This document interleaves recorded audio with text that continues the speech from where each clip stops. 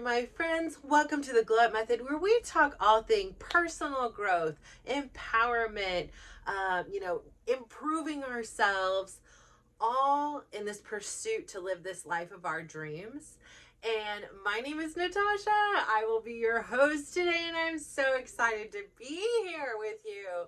So today's episode, sorry about the moving around. I really am thinking about my vibe back here. Like, I am getting this is not working for me anymore. However, there's just so much going on that it's like it's the seed is planted, it needs improvement, but I just kind of don't know where or what to go. So now I need to do some research and figure out what's gonna vibe with me, what's gonna make sense, but we're gonna get there. So I promise you, in the near future, this sitch, even though we're in a small place, is going to improve. So I want to do that. And my sound, I'd like my sound in a video to be a little bit better too. So those are also on the bucket list.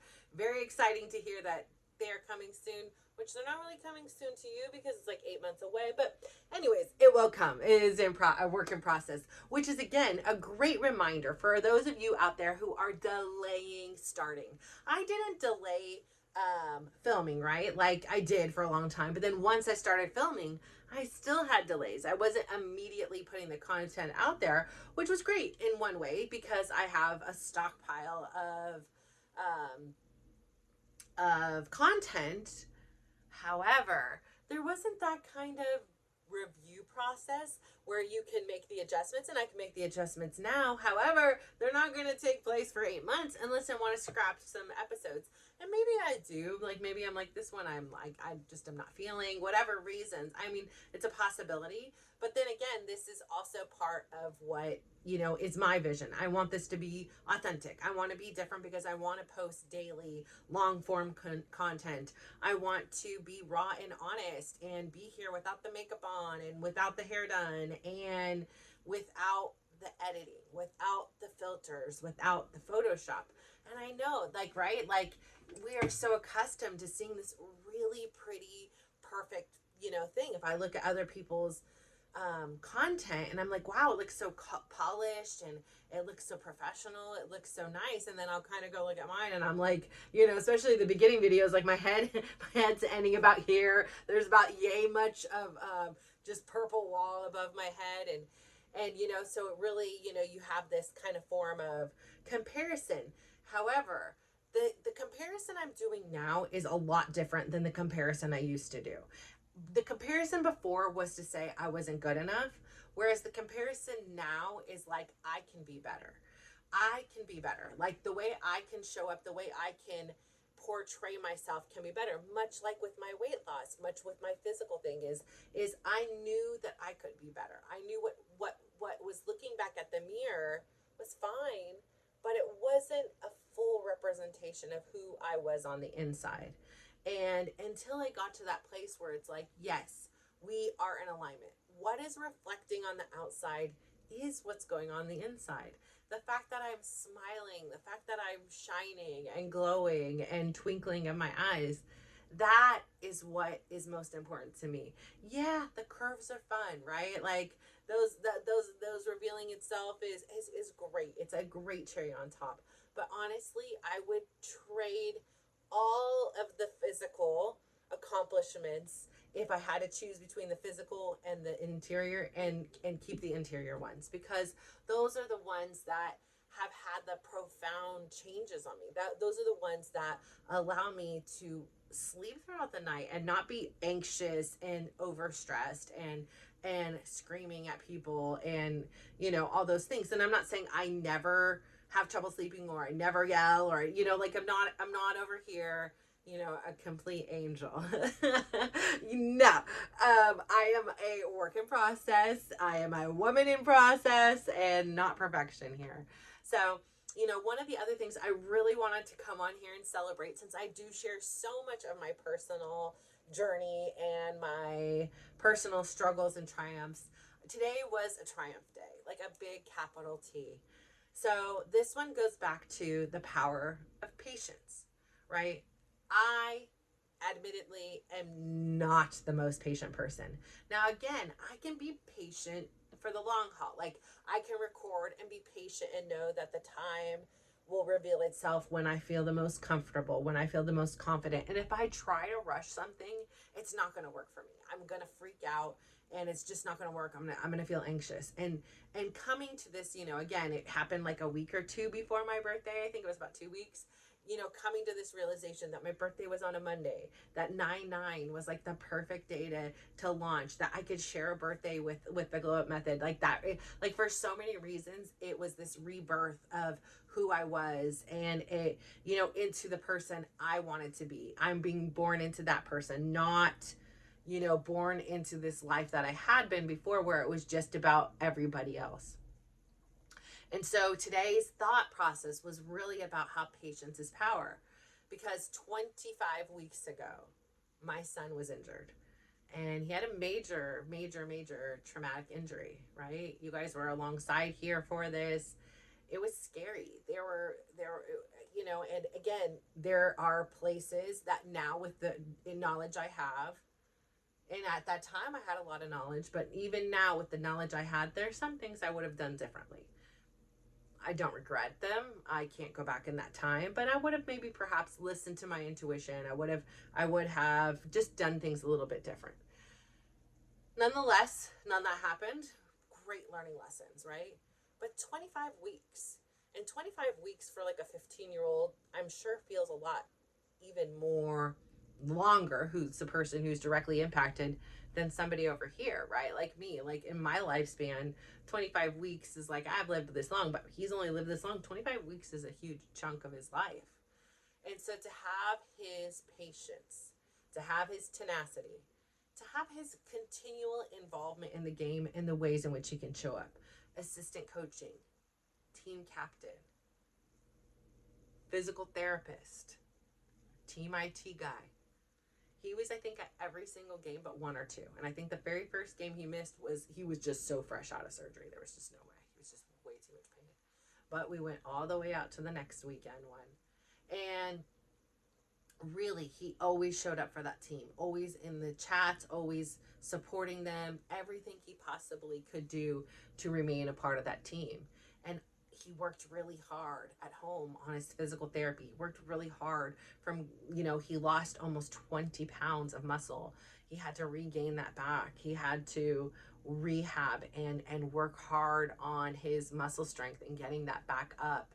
And then overcome the mental aspect, right? Like the last time he stepped foot on that field to play a game against people he didn't know, something traumatic happened. He left that field in an ambulance, required surgery, you know, went through months and months and months and months and months of pain and physical therapy and all the things that he's still in physical therapy and still will be for the foreseeable near future to get him back to where he was pre-injury. And maybe even better is kind of the goal.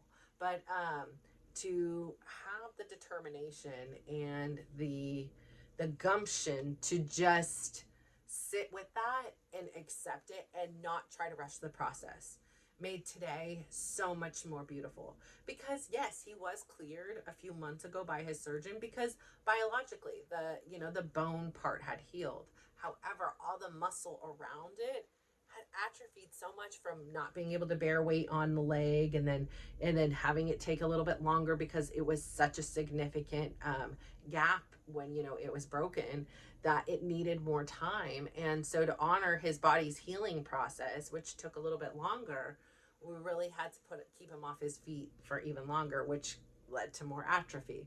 And that just takes a while to build back up. It doesn't happen overnight. I say this all the time. I work out a lot. Not a lot, but I dance Tuesday, Wednesday, Thursday, Friday, most days. Sometimes I'll do a Saturday. Sometimes I'll do a Sunday. But Tuesday, Wednesday, Thursday, Friday, guaranteed. I'm mostly guaranteed. So I'm dancing at least 4 times a week. And then I'm also getting in my steps. And I do a bar class. That's pretty much my foundational workout regimen. And so to think about it, like I said, when I went away for just a few days in Saudi Arabia, and I was like, I'm just not going to do anything. My body needs a rest anyways. I still walked. I still did went in the gym one night and did a whole dance routine for a couple hours. And I had a really fun time doing that. But I noticed when I returned home how everything hurt again. Like my legs were hurting for like aching for like a week, and I was even doing these recovery boots and all these things to speed up the healing process, and nothing was really helping. I was really sore, and I was only out for like a week, and I was still doing things. So, it takes a long time for our muscles to build, but they atrophy really quickly if we don't use them. And so for him, that's what had happened. But we had all these reminders. Again, this team of theirs, they could write a book with how much that those kids have been through and been through together and seen together. So, you have this perspective, right? Because yeah, it's a real bummer that he was out. But he also had a friend who injured himself like 2 years before, has now had 2 knee surgeries, is still not back. He starts PT next week. He's like on a very slow process to hopefully this time not have that reoccurring pain, because we're talking 16-year-old boys here. There's no reason for them to already start a lifelong journey with just constantly being in pain. So my son had that, and my son also had, again, in the middle of his recovery here, one of his closest friends ends up being like a quadriplegic, and of course that's traumatic. And so, as hard as the experience was for my son, he was like, I have no space in here to complain about it, because yes, I would like to play, 2 weeks ago. Yes, I would have liked to play 3 weeks ago. Yes, I would have liked to play the whole way through. But I also know that as long as I stick with my program, I will be back, and God forbid there's no other, no other weird thing that happens. He's like, I'll be back. But then I think about my dear friend, and I think about the fact that he probably will never be on a soccer field with us again, and he's like, so, I think about his situation, and if I try to compare my situation to his, I'm like, what am I complaining about even? Like, I know I'm going to be back on the field, so I'm really grateful for that. But I'm also really sad that he isn't, and we really miss him. And so they made these whole patches and put him on, and today was the first day, and it was so symbolic because it was our home tournament. It was, he was there with them. And, it was, like I said, one young man, his family has to move back to Brazil. They moved here as a family. Unfortunately, on Valentine's Day, there was a terrible accident. Some man was under the influence of drugs. He crashed into their car while they were speeding. Well, not they were speeding. He was speeding and crashed into their car. The mom had their oldest son. The oldest son was in a coma and in the hospital for months and months and months, had surgeries, drains, everything. Mom ended up passing away. And so, they stayed here for a long time. The dad and the 3 boys. And again, like, I have this connection because it's like I have these 3 boys, and I just can't imagine, right? Like I can't fathom. And 2 of the boys are within ages of my kids, and I played with them, and there's nothing different from me than her, right? Besides, I was in a different place at that time. And it's just so hard, right? Like, it's so hard to think how one man's action, one man's decision to not only drive under the influence of drugs or alcohol, drugs in this specific case, but also speed, which probably because he was on drugs or whatever, like, caused such a ripple, right? So the man ended up, he was in jail for a little while and then came out, and he ended up dying himself. I think he had a heart attack or something like that. So there was never any kind of real kind of closure. There was no like trial or anything. I mean, I guess in one way, he got the death penalty. But in another, now they were here because her parents are here. So now her parents are moving to Europe. The oldest son is in college here, so he's staying here. And then the dad and 2 of the brothers are going to Brazil. So it's like one man's action, caused this, what was for a little while, this unit of 7 to kind of all splinter off. And it's okay, right? Like, the dad handled things remarkably. Like, I the things that he would say following the accident to the boys and to the thing, like, it sometimes it almost felt like he was consoling me, you know, because like I just was like, wow, this perspective, like I've been through a lot, and this is like another again level of just just unbelievableness. So this had happened shortly before my uncle, like a couple weeks, like I think it was almost exactly 2 weeks before my uncle ended up having his heart attack and then in a coma and then passing away. But I remember like sharing the story with my uncle, how like distraught I was, and you know, it was really important for him to, he wanted to donate money to them and stuff like that, in which we did. So that was like, you know, the I just remember my uncle was like so touched by like the story, like moved and not like touched and like a, but he was just so moved. And then, you know, the way the boys all responded was, I mean, and we're talking, this was a couple years ago, right? So like these kids are middle schoolers, and they're responding and supporting their friends and their friend and the family, and doing the best that they can to help support. And so that's why I say this team has really always been something beautiful about him too, because like I said, I've been around a lot of sports teams throughout the years, and this group of boys, like I don't know, from such a young age, they really had this, they were all really talented in their own rights. There was never a star on the show, even though there were stars in the show. And they never ever talked badly to one another, ever. Like they never were like, come on, you missed the ball, like none of that, like none of that. And then all these things have happened, and it really is, I mean, the only word I can come to mind is a brotherhood. So you know, when he's out there and has been practicing with them, they know not to touch him, like they knew not to hurt, like they knew like he can't be hit right now, he can come and play, but there's no contact. And they were all really respectful and all really supportive of him. You know, they gave him a ball with, you know, and wrote him messages, and that's just one small thing, right? Like of all the things that have happened, Tyler's was on the smaller edge of things. Like, but the fact that they all can find each other and support one another in the best way a group of teenage boys can, it's just such a beautiful thing. So it was really important for Tyler today to be able to play, since his friend is leaving, because he wanted to play with him again one more time. And so I just think it was so beautiful that, well, for me, like it's torture sitting on the bench, because you know, I, as I sit there,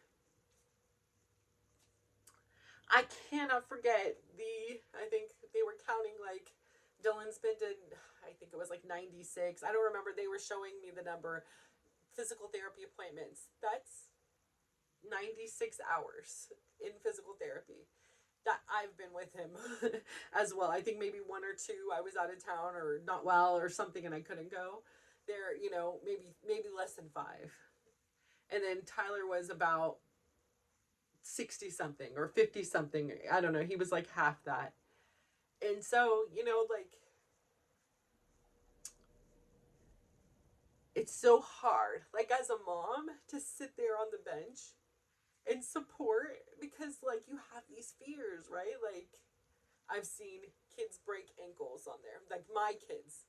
Like not, we're like, we won't even talk about what's happened to other kids. I've seen my kids break ankles. I've seen my kids break fingers, arms, elbows, knees, tear ligaments. Like I've seen some of the best things that they've ever experienced, like as a human, happen on the soccer field. And it's not about the goal, right?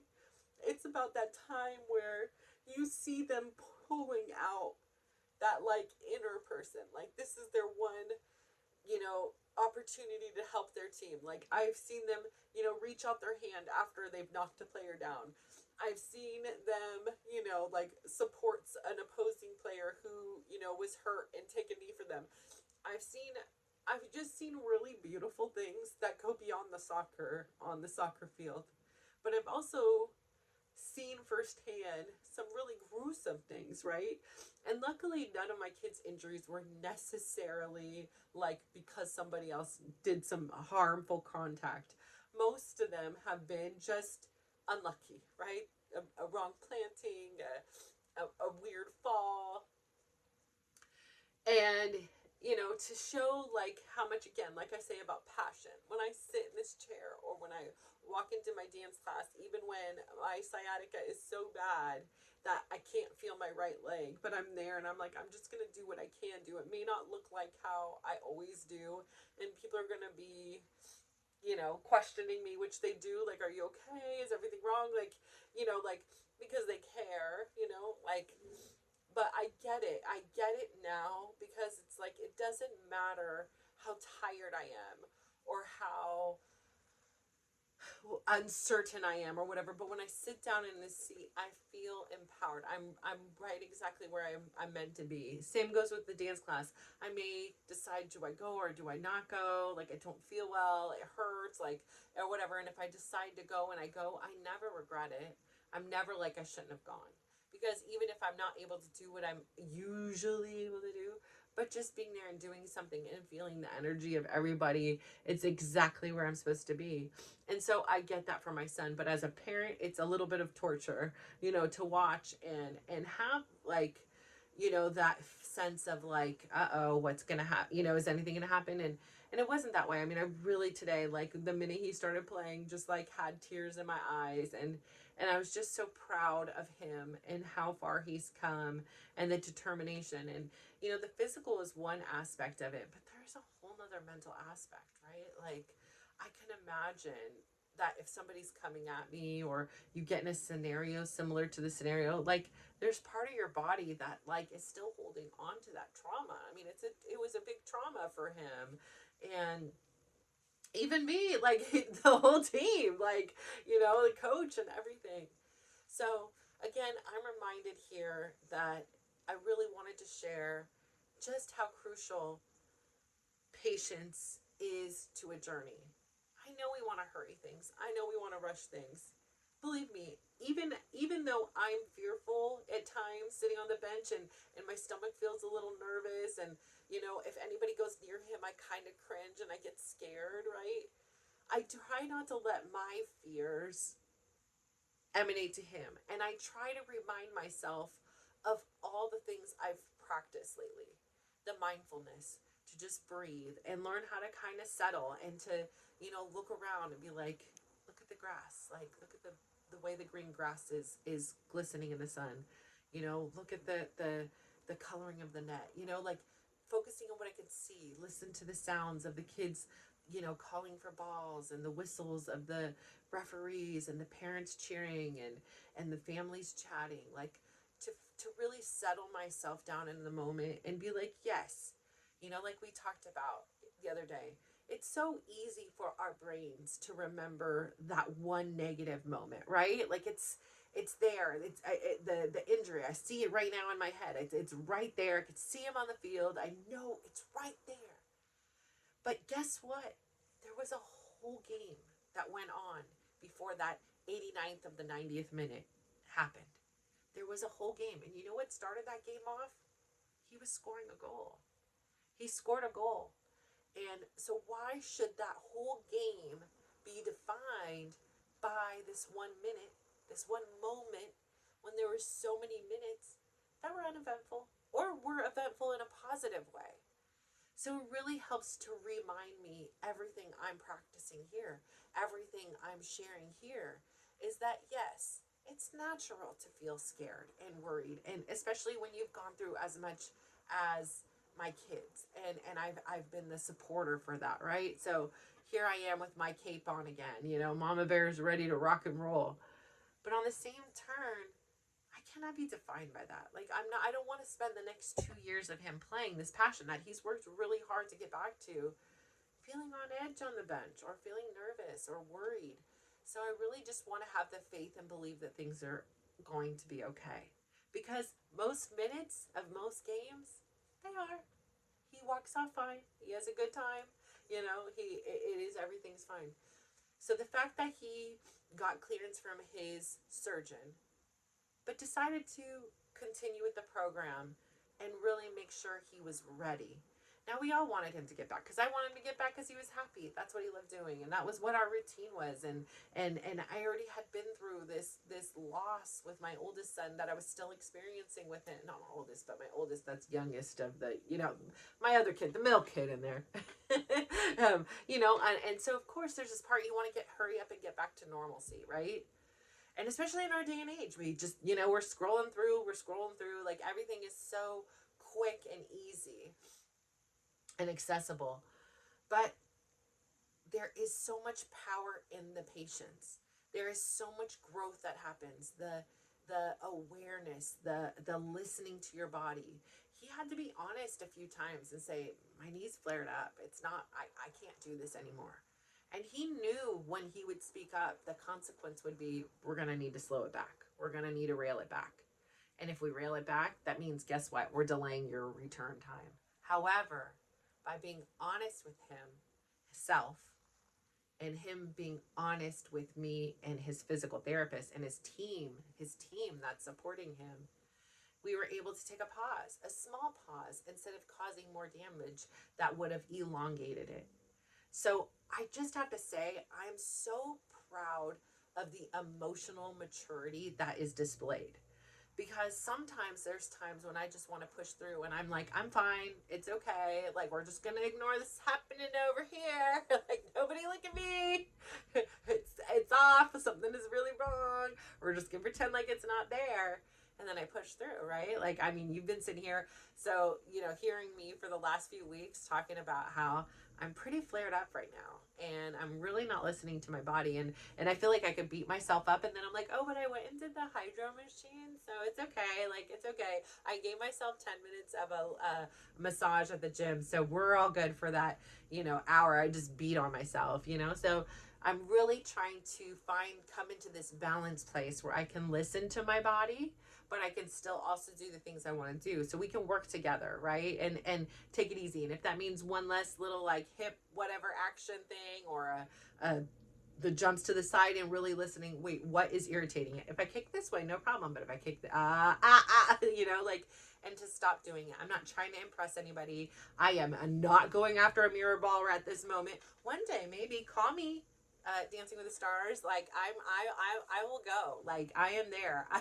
I am a YouTube influencer, content creator, and and I am ready to go dance. Okay, but I say this to say, patience is power. It really is, because we want to rush through things. We want to hurry the process, but if we hurry the process, we're gonna miss critical steps. And when we miss critical steps, it sets us back further instead of launching us ahead in when we're prepared. So he was able to come back today. He was able to play. And I'm not saying he played a full game. He wasn't there. He's taking it slow and doing it. He's obviously taking some risks, but being responsible within those risks. And so it was really, really, really a prideful moment beyond playing soccer. It was all those minutes in between. It was his journey that I was celebrating when he stepped on that floor, when he stepped on that field. And it was his journey when, that first person came running into him full speed, and he had to make a decision to like keep running forward or just run off. Like, I would have been like, I'm out. Bye. I'm in retirement now. I'm done. Like, I'm good. I don't want to do this anymore. But here he was, and he did well, and he survived the 2 games, and so did I, and they were uneventful, and there was no pain, there was no crying, there was no ambulance, but there were tears. And I say this story to remind you, I know that the journey isn't easy, and I know it's going to be filled with disappointments and setbacks, but there is also a lot of good. Like, within that journey, every moment wasn't a setback, and every moment didn't have pain, but there were some moments of pain. There were triumphs, and there were accomplishments, and there were times when he had to dig deeper than he thought he had to get it going, and to push in through one more rep of the squats, and to learn a new way to balance, because the way he was doing it wasn't supportive of the knee. So to relearn how to live life with this knee issue now is very symbolic of the way that we are relearning to live life with the way we are now. So I say all of this to say thank you so much for tuning in today. Really think about this as you are on your journey.